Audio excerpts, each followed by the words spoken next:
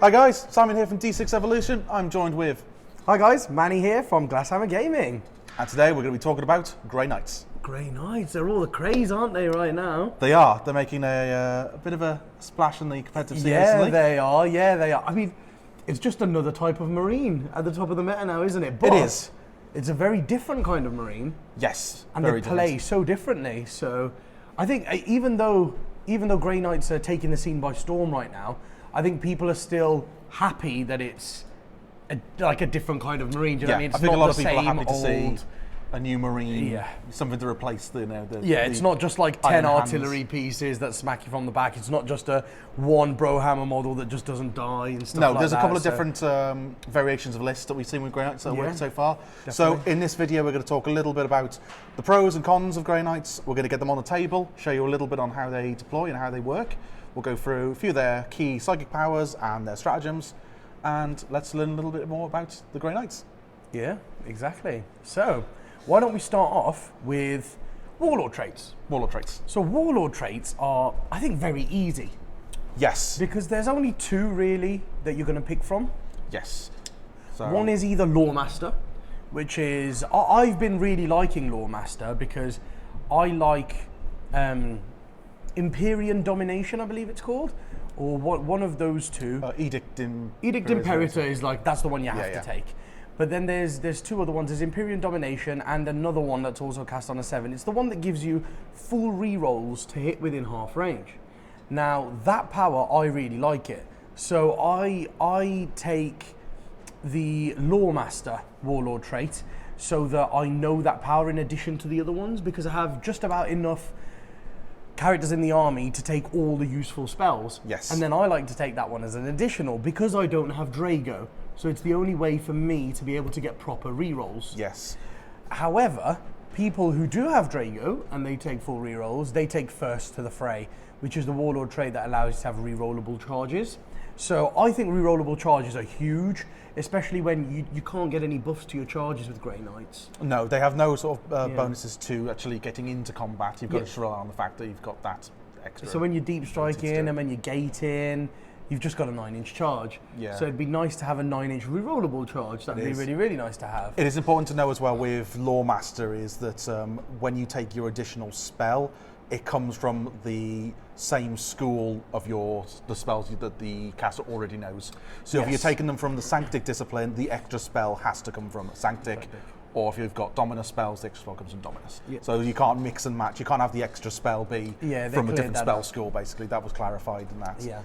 So that's really good. I really like the Lawmaster Warlord trait. But First to the Fray is really nice. If you have enough powers already, guys, First to the Fray is the one to go for, in my opinion. The charges one's the one to go for. Yeah. If you already have enough powers, or if you have Drago.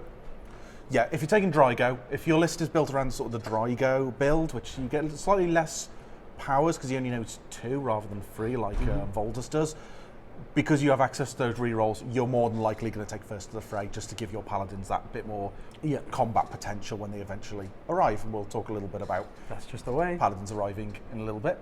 Yeah. Cool. So we should probably talk about the spells themselves then, because we sort of touched on The it. spells are awesome.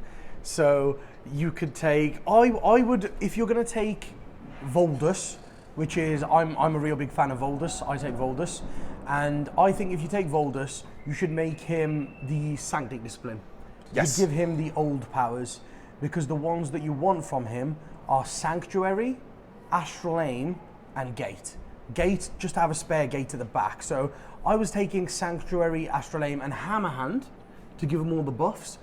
But I believe if you take Sanctuary and Astral Aim, if you take Hammerhand as the third one, once the Paladins go out and do something, there's no way of getting a character over anywhere next turn. No, that basically, yeah. I mean, I think once the Paladins leave the sort of bubble of all the buff spells, they're kind of on their own, and you're more than likely going to give the Paladins Gate as well, so they can move around the board later on. You're probably not going to give them Hammerhand in addition to Voldus. I think you take Gate on Voldus.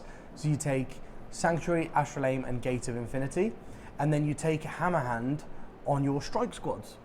Yes, absolutely. Because they can then hammer hand for whatever squad you need them to hammer hand. Yeah, the great thing with Hammer Hand is doesn't have to be cast on the unit itself, it just casts on a unit. So Grey Knight strike squads can buff other squads with Hammer Hand, which is really, really useful. That's it. So if it you need means hammer don't hand, have I would to- take it on strike squads because then you don't have to waste powers on your characters. Yeah. And then other than Voldus, I would give all the other characters powers from the Dominus discipline, the new discipline. My brother captain has warp shaping. I know some people like to take 2 lots of warp shaping or put it on somebody else who's not on the brother captain because he's very important then, because he's the one who changes you into Smite Tide, and then he's also the one that buffs the range of your smites. Yeah, so people kind of go for him. So the list away. that I take for my Grey Knights, and this actually your original list, is I've got a Tech Marine in there. So my Tech Marine is basically my redundancy. So essentially, depending on who I'm facing, if they've got a lot of sniping, a lot of things that can reach characters, I'll take a second warp shaping on the Tech Marine, which is just quite nice. Just gives you a little bit more fallback just in case, because he is a little bit vulnerable, because he is the only way you can change your tides. Oh yeah, definitely. And again, once we go through this, we'll talk a little bit about the tides in a minute as well. That's really good to know. So you can change the tides with the brother captain, and then I have Librarian, and the Librarian is the guy with Lawmaster. So I give my Librarian the Sanctic Shard. So Grey Knights normally have +1 to cast, and then he gets an additional +1 to cast with that relic and rerolls to casts. So I give him the 3 powers that cast on a 7 from the new discipline, and then he gets to do them on a 5-up rerollable, which is really, really big. So he has the gain an extra command point, the full rerolls in half distance, which you decide which one you want to cast, and then the other one is the shoot in the psychic phase, Edict Imperator. Shoot in the psychic phase and then move immediately. So I give him those 3. The brother captain has warp shaping. That's 4 out of them. Then I give my chaplain armored resilience, because the chaplain then has the buffing auras from the new discipline. He then he does whichever litany he wants to do to buff them, and then he does the armored resilience to make them -1 to wound, which is really nice. So that's 5 of the 6 powers. I have taken the Tech Marine out of my list now. You have, yes. Yeah, unfortunately. But when I had the Tech Marine, what I would do is I'd always give him Inner Fire. Unless, of course, someone had snipers, then he would take a second warp shaping. But if they didn't have any snipers, then he was the Inner Fire guy, because Inner Fire is brutal. I have used the Inner Fire Tech Marine before. It's pretty brutal when it goes off.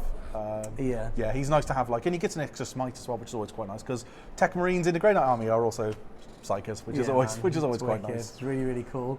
So that's the way I load out my powers personally.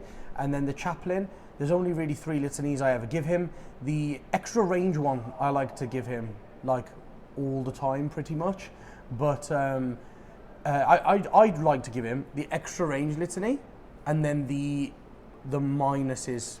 The ignore the recitation of focus, I believe it's called. You ignore to hit and ballistic skill modifiers. Oh no, not that one.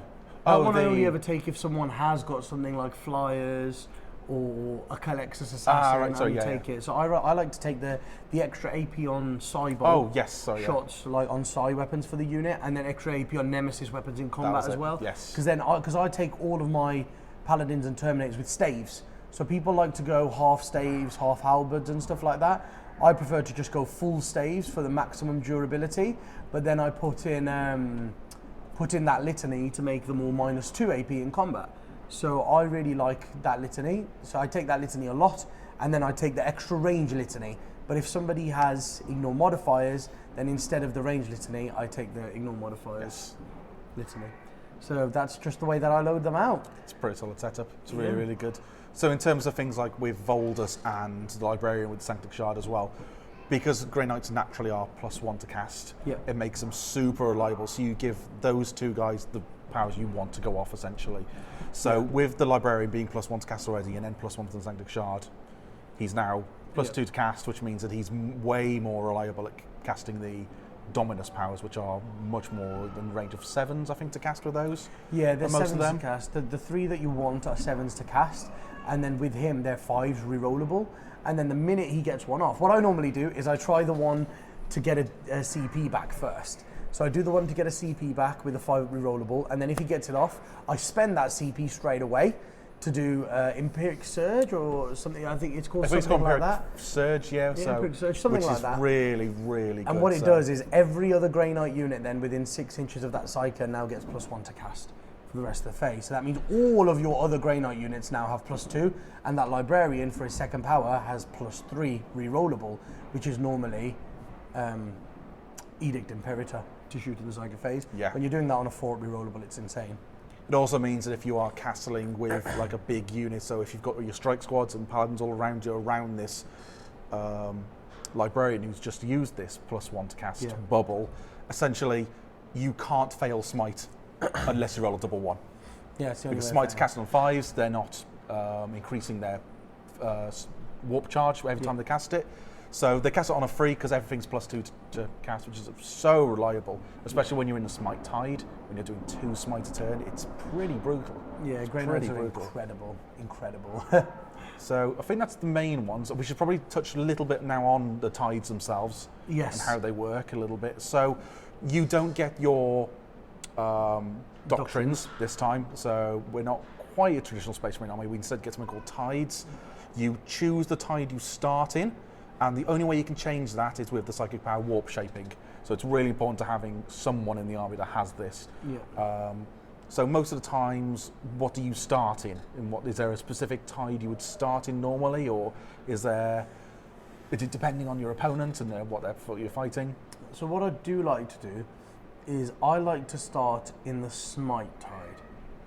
Now sometimes it will be shadow if I really think it's important to have cover against someone, but other than that, I like to start in the smite tide. Now the reason is, guys, you can change it in the psychic phase. So you can essentially use 2 tides a turn. So what I do is I start in the smite tide, advance forward with all of the characters and the 1 paladin bomb that's protecting them, do all of my smites, change to the 2 damage tide, and then on psi weapons, and then I use cyber ammunition in the psychic phase, in the shooting phase after I've changed it, on the squad of paladins to do some good damage. And then the next turn, because you're starting the turn in the psi tide, in the convergence, the damage tide, what I then do is in the psychic phase, you use cyber ammunition to do Edict Imperator as your like first or second power. As soon as you've done Astral Aim and then done that, then bang, you smack again with those paladins at damage 2 in the psychic phase this time. But then you change back to the smite tide as your second power, and then you do a load of 2 damage smites. And the key reason for doing this is now you're in the smite tide at the end of turn 2, meaning in turn 3 when you deep strike all your strikes in, you're in the smite tide and they're all doing really good smites without having to change to it. Yeah. What you can do, and the best thing about turn 3 is when you bring all your strikes in, you're in the smite tide, so you smack all of your tides off really hard. Then as your last power, you change your tide to the damage tide, and all of the psi cannons in every squad become really good as well. So basically every single squad is doing a 2 damage smite and then benefiting from the change of tides. It's really good. So for all psi weapons, and when you're affected by psi-bolt ammunition, they also become psi weapons, so they also then become affected by the psi tide, which is incredibly good, which makes all of your storm bolters strength 5 and damage 2, which is so good. Really, really good. I try my absolute best not to bring in any strike squads until turn 3. I always try to wait till turn 3, because what I have found in previous games, when I was running the double paladin bomb, so these are the choices you have. You can either run double paladin bomb with 6 strike squads, that's really powerful. But then what the problem I was having is my strike squads were coming down and they would die straight away, because your strike squads do die. Like they're the things that do die, and they'll go down in masses in one go. It's gone back. So when I first started playing Grey Knights in sort of 5th and 6th edition, they were very much a glass cannon army. You'd be very, very hard with your psychic powers and your combat, but they were just as tough as normal Marines. Yeah. So when strike squads do eventually come down from their deep strike, they'll do a lot of damage with their smites. They'll do a reasonable amount of damage with their storm bolters and their psi cannons or silencers, depending on what you're loading them out with. Yeah. But they do just die like normal Marines, so they're very susceptible to being sort of counted quite heavily.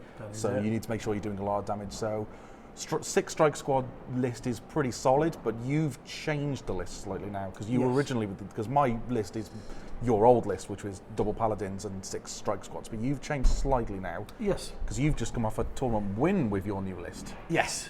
Yes, it's really good. I really like the way that the new one plays. So I've gone from 6 strike squads and 2 paladin bombs to only 4 strike squads. And the reason why I've done this, guys, is like I said, the strike squad used to come down, do their damage, and then die. Yeah. And I would find that I've lost all my obsec. Yes, Which that is pretty key, because if you're ever going first, the Grey Knights love to go second. Grey Knights love to go second. But if you're ever going first, your opponent, if you get onto an objective with some Paladins, your opponent can just put an obsec scout next to you at the end of the battle round, and they hold that objective now because you're not obsec, which is massive. It's absolutely massive. They don't have to kill you or engage with you to do this. They just put an obsec guy there, so that's huge. And I really didn't like that was happening. So what I've done now is I've downgraded one Paladin squad. I only have one Paladin squad of 10 in my army now, and I downgraded the other one to 10 Terminators. And that saved me enough points to upgrade. So basically what I've done, I downgraded one Paladin squad to Terminators instead of a 5-man strike squad.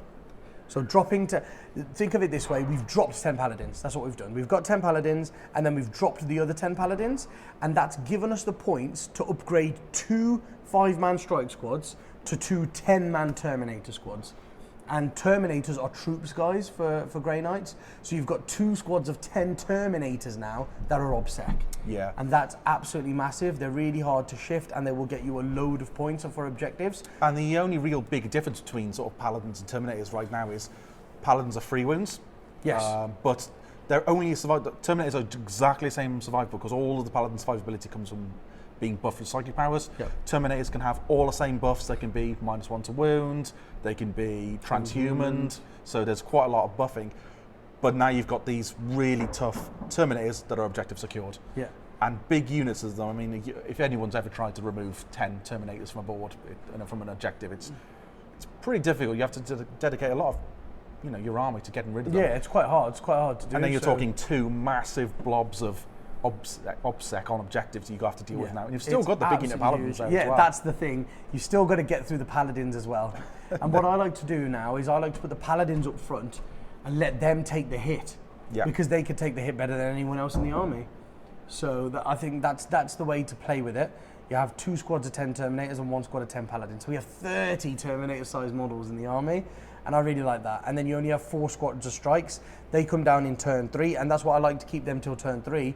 By then, you're playing the game with 3 squads of Terminators, essentially. And normally what I like to do is start on the board with 10 Terminators and 10 Paladins, and then deep strike my other squad of Terminators in turn 2, normally with dynamic insurgent to come down 3 inches away from people and drop in their backfield and really attack on 2 fronts with Terminators, and then people find it quite hard to remove them. And I really like to play the first 2 turns with just that, and then in the 3rd turn bring all the strikes in to do extra damage on top of what the Terminators have already done, and then it becomes a little bit harder to remove the strikes for people after they've been dealing with 30 Terminators for 3 turns and then being hit by 20 strikes as well. Yeah, it's a tough army to deal with. It's very, very tough army to deal with. And it's really fun to use as well, really fun to use. It's nice having an army where you've got something good to do in every phase. I've always enjoyed armies that can use, have really good movement, got a really good psychic phase, and they've got a really good shooting phase, and they're a really good combat army. Even with staves, they're really, really tough because there's a load of way to bust those staves. So usually they're only -1 and D3 damage, which doesn't sound particularly frightening. When you make them -2, you give them +1 to wound, and all of a sudden it's bang. And staves naturally give you +1 to your invulnerable saves in combat. Yep. So Paladins Terminators in combat with rewarding stave will be 4+ invulnerable, and if they're under the effects of the Sanctuary Psychic Power, they then become 3+ invulnerable saves. So you've essentially got a big unit of 3 wound Paladins with Storm Shields, essentially. Yeah. It's really, really tough. It's really, really tough to deal with. Right, let's get some models on the table, and let's show you how a regular Grey Knight army would probably deploy. Okay, Amanda, let's talk through how we should deploy as a Grey Knight player. Yeah, hi guys. What we've done here is I've kind of picked this ruin as my base, because if you look at the way that the terrain's laid out here, this is like tournament style terrain, where you've got a few lost blockers in the middle of the board. More and more tournaments over here in the UK are starting to lean that one. All of the Glasshammer tables have 2 of these ruins on them. Anybody that has LGT terrain now has 2 of these ruins on them. So this is kind of like a bit of a standard setup now. For competitive games, it's brilliant terrain. And what we're doing is, the reason why we've picked this ruin is because it's only got bottom level line of sight blocking. So to show that even with just bottom level line of sight blocking, we can get away with deploying Grey Knights in this way. And also a reason why we've picked this ruin, guys, is if you can see, if we get Dawn of War, if we get Pointy Dawn of War or normal Dawn of War, this ruin is an our deployment zone to use. If we get Pointy Hammer and Anvil or normal Hammer and Anvil, this ruin again is an our deployment zone to use. So in 4 out of 6 maps, then if we get Vanguard Strike, playing this way, it's also an our deployment zone. There's 5 out of 6 deployment maps where it's an our deployment zone. The only one is Search and Destroy. But in Search and Destroy, you would 9 inches from the center of the board would be behind this big ruin in the middle of the board, because the center of the board's here. So 3 inches back from here, you'll have like this gap here where you can deploy over here. 3 inches back from the wall, you can deploy here behind this big L piece in the middle of the board. So that's not much of an issue, but that's your least ideal scenario. So the idea is, if you choose to go second as Grey Knights, which you'll do a lot of the time, going second is very beneficial for Grey Knights. If you choose to go second as Grey Knights, you'll get to roll 1 dice. Hopefully it's not a 3, but if it is, you get to re-roll it. So the only time you'll play on it, if you've chosen to go second, is if you roll 2 3s in a row, which is 1 in 36 games of going second. Not very likely to happen, but again, you can just hide in that room in the middle of the board. If that happens, that's worst case scenario. So normally that won't happen. You'll get one of the other 5 maps and you can do this kind of thing. Or your opponent has made you go second, because loads of people think they have to go first against Grey Knights. So if your opponent's made you go second, you roll 2 dice, so you'll never get number 3. You can always just pick the other thing. Now, what we've done here is we've got 4 characters: the Brother Captain, the Librarian, Voldus, and the Chaplain. And they are surrounded by a squad of 10 Terminators. And then we have 10 Paladins hidden behind this little L piece. And that's key. That's a small L, guys. This is one of the 9x9s. That's a tiny little L piece that's just meant for a small piece of terrain, and that can hide a whole unit of Paladins from the Hammer and Anvil deployment. So the idea is, guys, from here, what we can do is our unit can move 5 inches out towards this building over here, and the Terminators can hop the wall to come out of this building if we're playing Hammer and Anvil. Now these Terminators that were here, they will come out, and remember we said we start in the Smite tide. So you can do a 2 damage smite with those Terminators, then you can cast Edict Imperator on them, and they can shoot and clear all the screens in the psychic phase, and then move back behind the ruin to defend the characters again. Then this unit that moved out here, we can put some buffs on it, armor resilience, all of that kind of stuff, sanctuary, and then we can cast gate on it. They can gate themselves, sorry, so they can gate over to here, or you could gate them over to here in the gap that you've made. So the first Terminator squad shot in the psychic phase and they've cleared whatever screens were here, basically. Then that unit gates itself into the gap now made by the other unit in the psychic phase. That's important, guys. You've made a gap in the psychic phase, and they can now gate into that gap. Then you can cast all your powers on them, sanctuary, astral aim, and stuff. And then they, they could even come down here behind a wall, and then they could astral aim and shoot over it in the shooting phase. So you can do maximum damage with 2 different units all in the same turn, which is great. And the only difference is, if it's in the 2 Hammer and Anvils or Vanguard, you're probably best off doing this. In the 2 Hammer and Anvils, you're best off doing this. Deploying Terminators here, Paladins there. So that's the 2 different Hammer and Anvil deployments. Now, if you've got a Vanguard deployment playing this way, then you're probably better off putting your Paladins behind the Terminators over here, because again, they won't be seen that way. And then if you get a Dawn of War, the Paladins go behind this slightly bigger piece over here in the middle of the board. And same principle, they move out 5 this way, these guys move out 5 this way, shoot the screens away, jump back in the building, these guys gate over to here into the gap, cast all the buffs on them, and they shoot too. So you can do a lot of damage just by staying hidden, and one unit coming out, shooting, jumping back behind a ruin, and then the other unit coming out, jumping behind a different ruin with gate, and then astral aiming and shooting from out of line of sight. So you can just be hidden at all times with these really durable units that are hard to kill even when they're out in the open. So imagine how hard they are to kill when they're out of line of sight, and you can only shoot them within your line of sight shooting. I think it's worth noting as well is that talking about this, when you've actually got them on the board, that's quite a big footprint for Terminators to be covering. I think a lot of people are still quite surprised with how much movement Grey Knights can actually do. Essentially, Terminators or any unit has 2 movements. They can move in the movement phase, and then they can also move with gate. So like I said, you can deploy right at the back of the board, away from, out of range of a lot of enemy artillery. And in your turn, you can move forward, and you can go anywhere 9 inches away from the enemy. Here's a great place to go because this gives you so much line of sight blocking. Yep. Like I said, you can still astral aim, fire through walls. So I think it still surprises a lot of people how. Yeah, you could bring down your footprint here, Yeah. like right against the wall. They'd be in like a sort of like a triangle type thing like this, and it'll soak up a lot of firepower from they'll avoid a lot of firepower from the enemy. Or if they deploy in this one, they could gate behind this one that's close to their own deployment zone. Then they just can't be seen from this angle here at all, and they can shoot 24 inches or 30 inches if we get the listening that we were talking about with the extra range. They can shoot that far.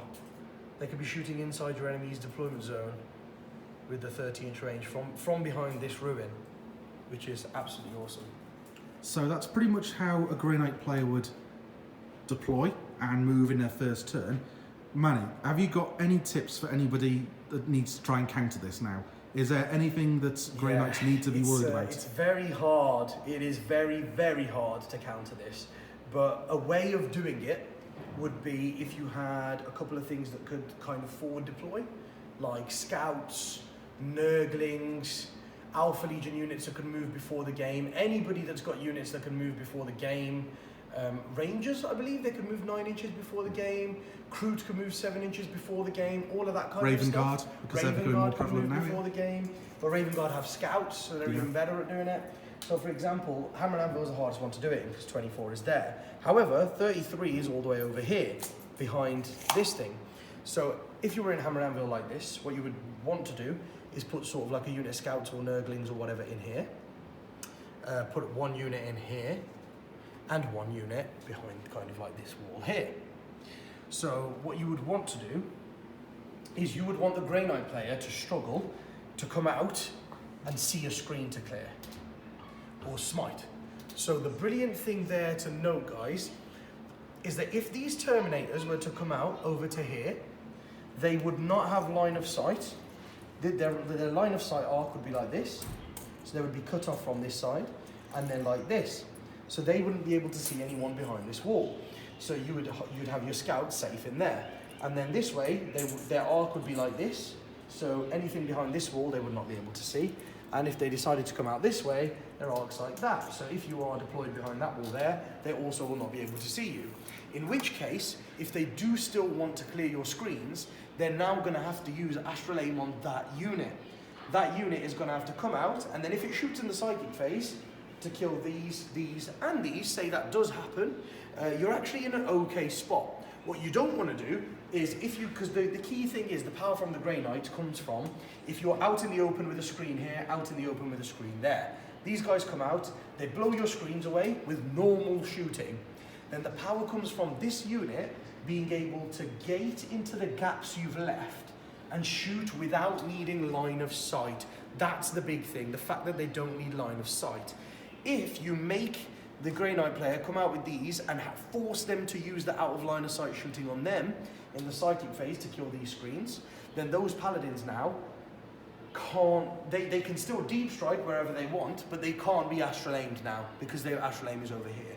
So what they can't do with the Paladins is hide them and shoot you without getting line of sight. They can't do that. So either they'll have to wait a turn, in which case you've bought yourself a turn to put another screen out there, or they'll have to come over out in the open and shoot you with normal firing arcs. Now, if Paladins are shooting you from out in the open, you can shoot them right back. And you know what, right, guys? There's this massive thing about transhuman and -1 to wound, right? You're only going to wound them on 4s. That's it. It doesn't get any worse than that, unless you naturally would wound them on 4s and then they make you wound them on 5s. If you're wounding them on 3s, they can only make you wound them on 4s. Even with the -1 to wound and transhuman, they do not stack. So, because what transhuman says is unmodified 1, 2s and 3s are removed. So you take all the 1, 2s and 3s out, and then your 4s get -1 to wounded to 3s, but now it's a modified 3, so it would still wound. So the maximum they can do is make you, with your strength 5, strength 6 guns, they can make you wound them on a 4+. So you'll be wounding them on 4s with all your guns, but then the maximum invulnerable save they can have is a 4+ invulnerable save. So yeah, they have 3 wounds each. They have -1 damage, which can hurt quite a bit, but the solution around it is -1 and -2 AP, high volume of shots. 1 damage though, just as much 1 damage shooting as you can get in your army that's -1 and -2 AP will really hurt them, because you put them on a 3-up, 4-up save and they just losing wounds every single time it goes through. So guns like Centurions are brilliant for it. Even if they make you -1 to wound, you're winning them on 5s, but I mean, just a quick one guys, if you do the math on it, right, 72 Hurricane Bolter shots, you'll still be hitting them on 3s with full rerolls, so you're going to get 48 hits, plus another 16 off the rerolls, which is 66, you're going to get 66 hits on them, and then they make you wound them on 5s, and you go, okay, that's fine, no problem, I've got 22 wounds, rerolling 11 1s with a lieutenant, it gives you another 4, so you do 26 wounds to them, -1 AP, so they've only got a 3-up save, 9 will go through, that kills 3 Paladins, you could kill 3 Paladins with just with the Hurricane Bolters off a unit of 6 Centurions, and then when you use the Flamers as well, you're going to kill roughly 4.5 to 5 Paladins with 1 unit of 6 Centurions. And now what you've got to think is that unit of 6 Centurions is 300 points. The unit of 10 Paladins is 460. So you've just killed half of a 460 point unit with 6 Centurions firing at them. So that's why it's very important that the Paladins need to remain hidden, because the minute they come out like that and they get shot by something and you lose half a squad, they're not really that scary anymore. 3 or 4 Paladins doesn't scare anyone. A unit of 9 to 10 is what scares people. And that's the thing, if you can get to a position where you're forcing them to have to come out in the open to shoot you, you're doing your job right. And I think that's the way that you've got to play against them. Make your screens hidden screens, so they can't smite your screens away and all of that kind of stuff as well. It's really important to keep those screens up throughout the game so that people don't smite your screens away by seeing them, if you can. Awesome.